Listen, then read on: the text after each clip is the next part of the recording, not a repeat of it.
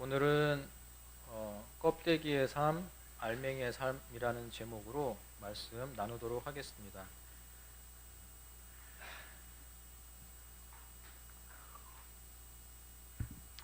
우리 성도님들은 스카이캐슬을 다 보셨나요? 스카이캐슬 보신 분? 역시 우리 성도님들은 많이 안 보셨어요. 기도하시고 말씀 보시느라고 거의 보지 않았습니다.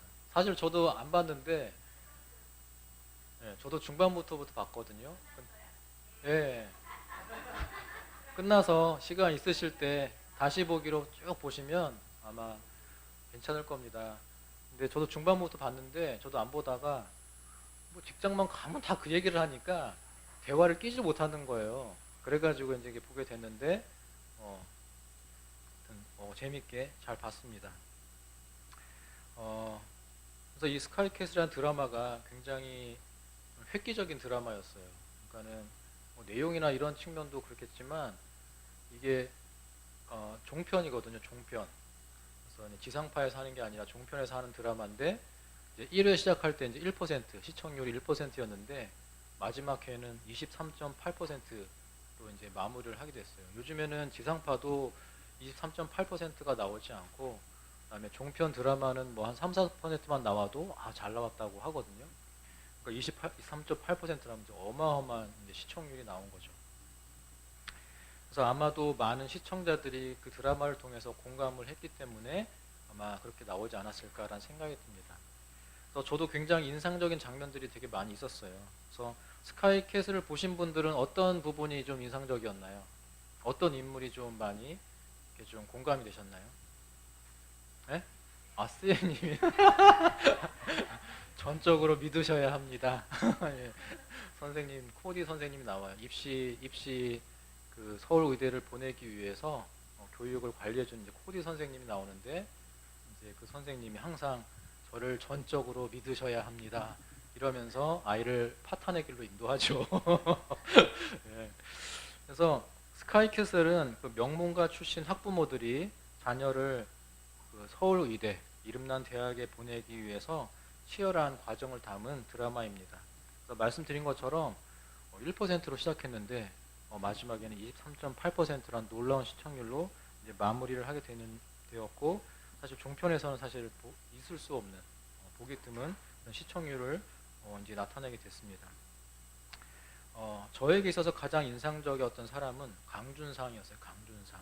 그래서 강준상이라는 사람은 어떤 사람이냐면 그 스카이캐슬의 그 서울의대 준비하는 딸 중에 한 명이 예서라는 애가 있어요. 아주 대바라져가지고 대바라져가지고 되게 오히려 그 캐릭터가 이제 오히려 그 공감을 많이 사가지고 요즘에 광고도 많이 찍고 뭐 그런 하여튼 인기가 많이 올라갔습니다.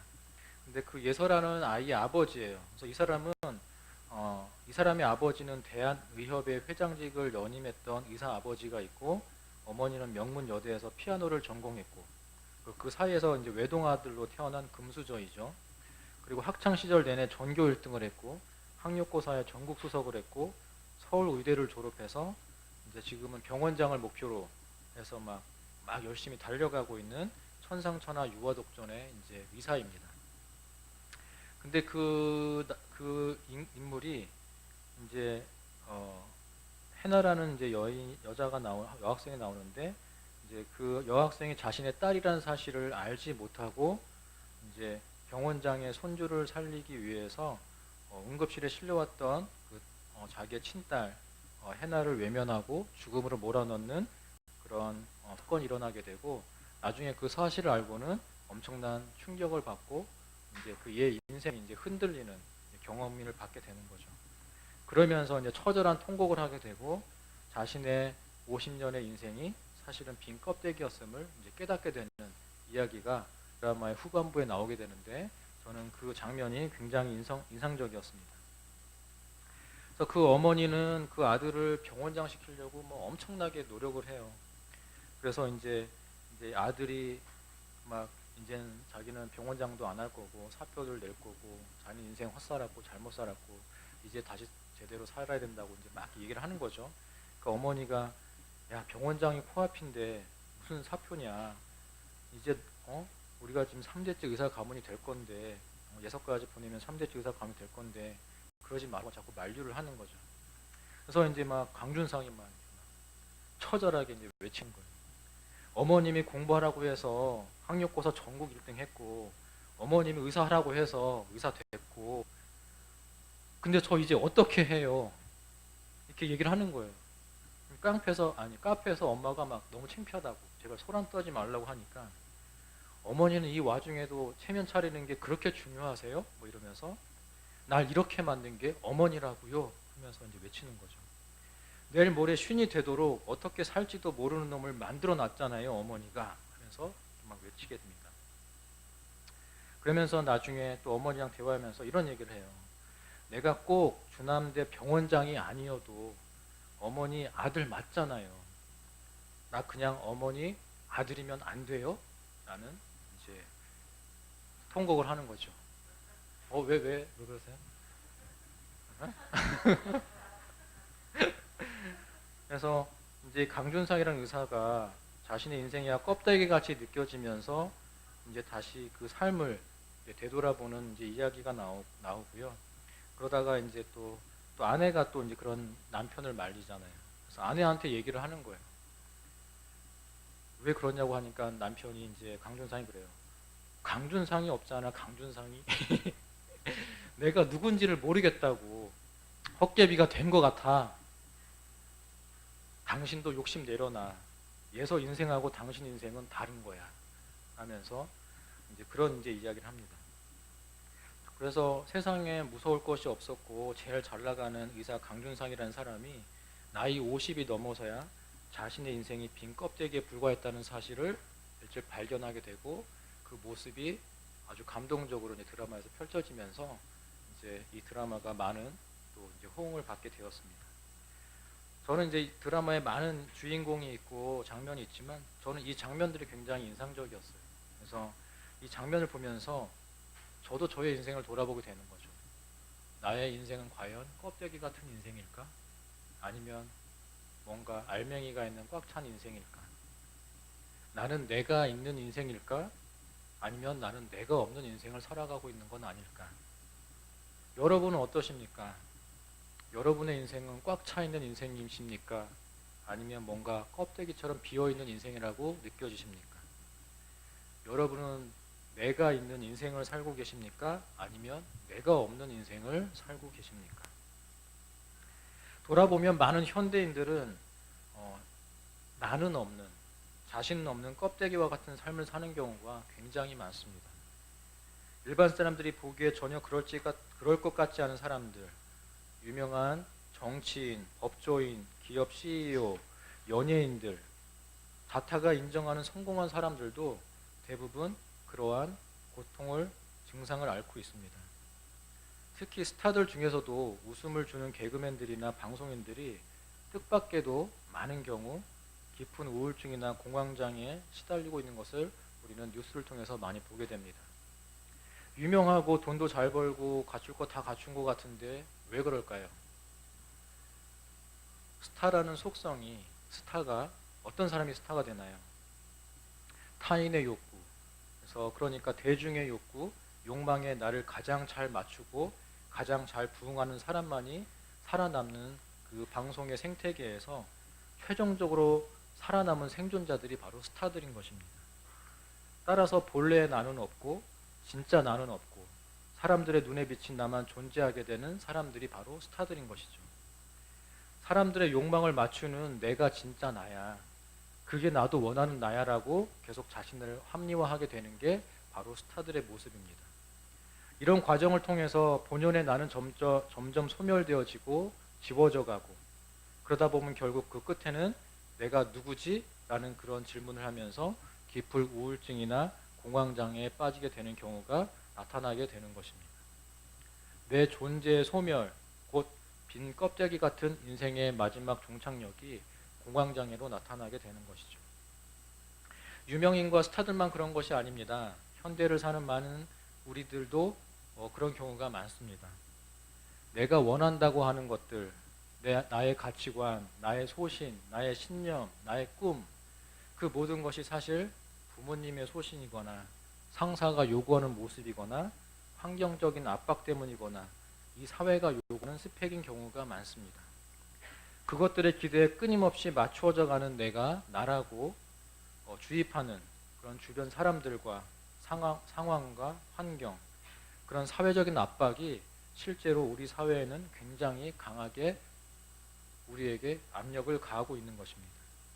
그래서 특히 우리 사회와 같은 곳에서 사회적 성공이라고 하는 것은 사실 대부분의 경우 자기 억압의 결과인 경우가 대부분인 것입니다.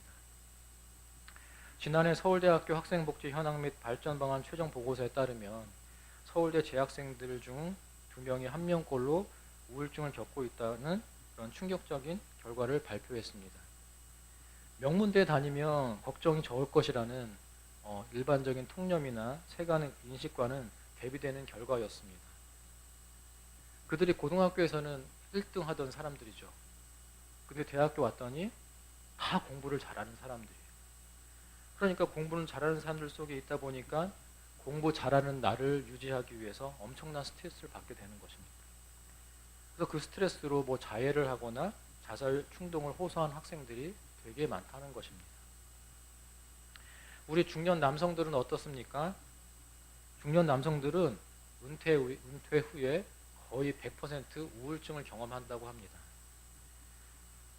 오랜 사회생활을 통해 사회적인 자아가 내 전부인 줄 알다가 그 사회적 역할이 없어졌을 때 진짜 자기가 소멸되는 위협을 느끼고 굉장히 당황한다고 합니다.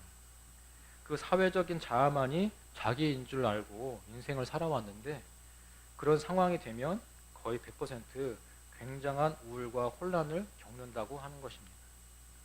쓸모없는 존재가 된 것 같고 무기력하고 아무것도 할 수 없는 존재가 된 것 같고 또 주위에 아무도 없는 것 같은 그런 느낌을 느끼고 마치 내 자신이 보잘것없는 존재가 된 것 같은 느낌들, 그런 혼란을 겪는다고 합니다. 중년 여성들은 어떻습니까? 40, 50대 여성이 흔히 경험하는 우울증을 흔히 빈둥우리 증후군이라고 합니다. 빈둥우리 증후군 알고 계세요? 우리는 우울증이 없이 건강하셔서 왜 그런 얘기를 하냐면 이제 새들의 새끼가 있잖아요. 새끼들이 어릴 때는 어미가 벌레를 열심히 물어다가 막 먹이느라고 바쁘죠. 근데 어느덧 그 새끼 새가 자라서 헐헐 어디론가 날아가 버리면 이제 어미새 혼자 빈 둥우리에 홀로 남아있게 되는 것입니다. 그래서 그것을 이제 비유한 것이죠. 그래서 어린 자녀들을 키울 때는 정신없이 막 하루 이틀 막 보내다가 이제 문득 자식들이 성장해서 뿔뿔이 흩어지면 혼자서 빈집에 조용히 있게 되는 그런 가정주부들의 허전하고 우울한 심리 상태를 바로 표현한 것이 바로 빈둥우리 증후군인 것입니다. 나에게만 매달리던 아이들이 어느덧 다 커서 독립하며 떠나고 또 중년이 된 남편은 또 사회적으로 더 바빠져서 바깥 일에 더 이제 많은 시간을 쏟게 되고 그러면서 이제 집에 있는 이제 엄마이자 아내들은 어때요? 나를 필요로 하는 사람이 이제는 없네 라는 그런 생각이 든다고 합니다. 이제 엄마로서 아내로서 역할이 줄어들면서 그럼 이제 나는 뭐지? 하는 회의가 찾아온다는 것입니다. 그리고 50세 전후의 여성들에게는 이러한 증후군에 더불어서 이런 또 이제 이런 게 있다고 해요. 아름다움과 매력을 풍기는 여성성이 나에게서 영원히 떠나는 게 아닌가 하는 두려움을 경험하게 된다고 합니다. 이제 여성들이 이제 폐경기를 경험하면서 이제 여성으로서 내가 없어지는 게 아닌가, 또 가족에서 나의 역할이 점점 없어지는 게 아닌가 하면서 두려움과 우울증을 경험하게 된다고 하는 것입니다. 이러한 현대인들의 마음의 병, 정신적 고통에 대해서 30년간 정신과 의사로 활발하게 활동을 해온 정혜신 박사는 최근 당신이 옳다라는 책을 썼습니다. 그는 현대인의 우울이나 공황장애가 점점 심각해지고 보편화되고 있다고 말하면서 이들을 위기로부터 구하기 위해서 이제 심리적 심폐소생술을 해야 된다고 이야기를 합니다. 마치 위급 환자가 심폐소생술을 해서 그 위기를 모면해서 이제 다시 뭔가 건강해진 계기를 마련하듯이 마음의 병을 겪고 있는 우리 현대인들도 심리적인 심폐소생술을 통해서 그 위험한 단계에서 그들을 벗어나도록 도와줘야 한다고 하는 것입니다. 근데 그 근본 원리는 되게 여러분이 잘 아시는 거예요. 그 근본 원리는 뭐냐면 그 사람의 마음을 물어봐 주고 공감해 주는 것이라고 합니다. 그래서 이제 이런 질문을 하는 거죠. 요즘 마음이 어때? 괜찮아? 그렇게 힘든 상황이었구나. 이렇게 물어보고 질문해 주고 공감해 주는 거. 그 사람이 느끼는 감정을 판단하지 않고 무조건 공감해 줘야 한다고 합니다. 그래서 여기서 절대 금물의 법칙이 있는데 그게 뭐냐면 충조평판하지 말라. 충조평판하지 말라. 충고하지 말고 조언하지 말고 평가하지 말고 판단하지 말라는 것입니다. 예. 사람이 어떤 감정을 느끼는 데는 이유가 있어요. 근데 그건 옳고 그름의 문제가 아니고 분명히 이유가 있기 때문에 어떤 감정을 느끼는 거거든요. 그래서 충조평판하지 말고 그냥 무조건 공감해 주라는 것이 이 심리적 심폐소생술의 이제 핵심 원리입니다. 저는 보면은 여성들은 이걸 잘 알아요. 타고났어. 사실은 공감에 대해서. 남성들은 몰라요. 남성들은 몰라요. 남성들은 충조평판을 잘하죠. 하나님이 남성들은 충조평판을 잘하도록 만드셔서 예. 예, 그런 거 잘 못해요. 근데 남자들도 그러니까 이런 심리적 심폐소생술을 할 수 있기 위해서 이것을 잘 알아야 된다는 거죠.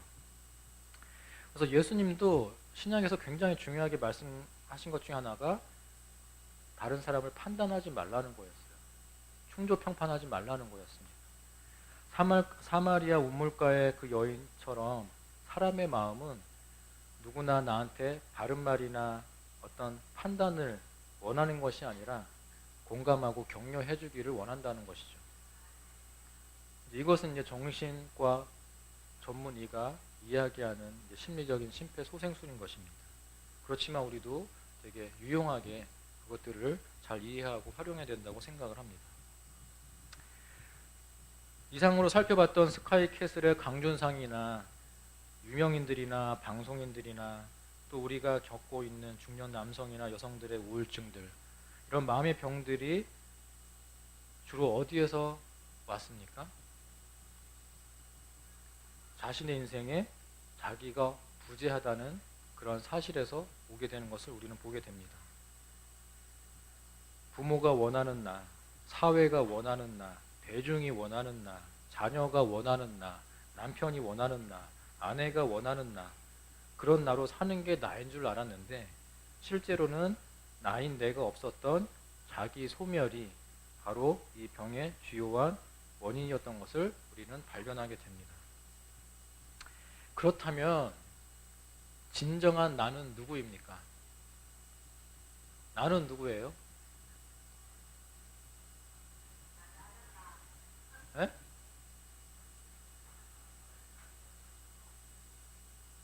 역시 우리 성도님들은 똑똑하셔요. 누굽니까? 하나님의 아들이고 딸이라는 거죠. 성경에서 우리가 발견한 아주 놀라운 사실은 뭐냐면 천지 만물을 창조하신 하나님께서 우리를 아들과 딸로 삼아 주셨다는 것입니다. 그것이 우리의 가장 중요한 정체성이며 신분이고 그것이 바로 진정한 나인 것입니다. 창조주 하나님께서는 우리의 아버지가 되어 주셨습니다. 어떤 아버지이십니까? 아빠 아버지입니다. 그렇죠? 그래서 우리가 어머니 배에 잉태되기 전부터, 아니 세상을 창조하시기 이전부터 우리를 알고 계셨던 아버지입니다. 우리 각 사람의 이름을 아시고 불러주시는 아버지이십니다. 우리의 머리카락 수까지 세시는 아버지이십니다. 그뿐만이 아니라 우리와 세상 끝날까지 함께 하여 주신다고 약속하신 아버지이십니다. 그 중에서도 가장 놀라운 사실은 우리를 너무 사랑하셔서 우리를 위해 당신의 독생자 예수 그리스도를 십자가에 화목제물로 내어주셨다는 것입니다. 그것도 우리가 아직 죄인 되었을 때에 전혀 자격이 없는 우리에게 아들이신 예수 그리스도만큼의 가치를 우리에게 부여해 주셨다는 것입니다. 요한일서 3장 1절에 보라 아버지께서 어떠한 사랑을 우리에게 베푸사 하나님의 자녀라 일컬음을 받게 하셨는가 우리가 그러하도다. 하나님의 자녀라는 우리의 정체성은 우리가 건강하든지 장애가 있든지 돈이 있든지 없든지 좋은 직업을 가졌든지 그렇지 않든지에 전혀 영향을 받지 않습니다. 나의 가치는 남의 시선이나 가진 소유나 사회적 위치에 있지 않고 온 우주를 창조하신 하나님의 아들이요 딸이라는 신분에서 나오는 것입니다. 우리의 가치는 우리의 능력이나 배경, 다른 사람들의 인정에서 나오지 않습니다. 오직 내 안에 계신 그리스도에게서만이 나오는 것입니다.